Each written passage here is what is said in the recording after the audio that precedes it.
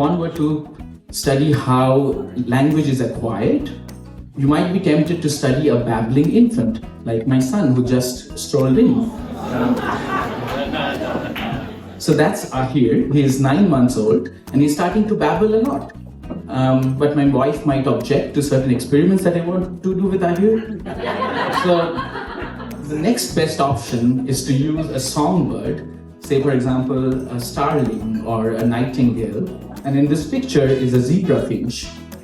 And they have this remarkable ability to learn their vocalizations from their dad. And once they learn it, they can make this exact piece of vocalization for their entire life. So if one is really interested in understanding how the brain learns new languages, you can use something like this. In our research, we asked that question. Yes, you are what you eat, but how? Like, are you really what you eat? I need to know exactly from the minute that you start chewing this amazing, medium rare, center cut, filet mignon, what is going on? You know, your brain is liking it, your gut is getting ready to digest it, then what? Repeat after me. We need plants. We need plants.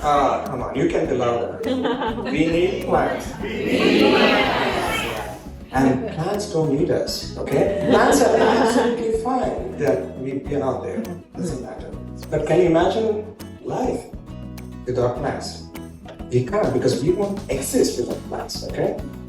So every time that I talk about pregnancy, we think about a bump that grows, and then the baby that is developed, so much love, it's born, and then nightless nights of sleep, not sleeping for many years, maybe decades. But what we know now is that in addition to the baby developing, the bump growing, and the baby being born, there are many things that happen during pregnancy. Our whole body is exposed to alterations because of the pregnancy hormones. It really changes how our body works. The natural environment of a poodle is a suburban living room, right? Where they're pampered, they're fed, they go to the hairdresser, right? That's the poodle's life. Now imagine you took that poodle and put it into a real wild environment, like you released it in Yellowstone National Park or in the Serengeti in Africa.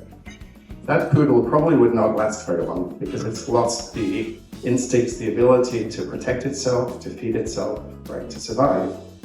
The same is actually true of corn. Corn cannot survive in the wild.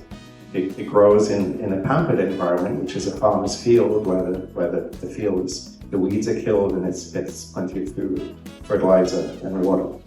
Energy is an important resource, and if you have something that costs a lot of energy, then that means that only the people who are the wealthiest will have access to it.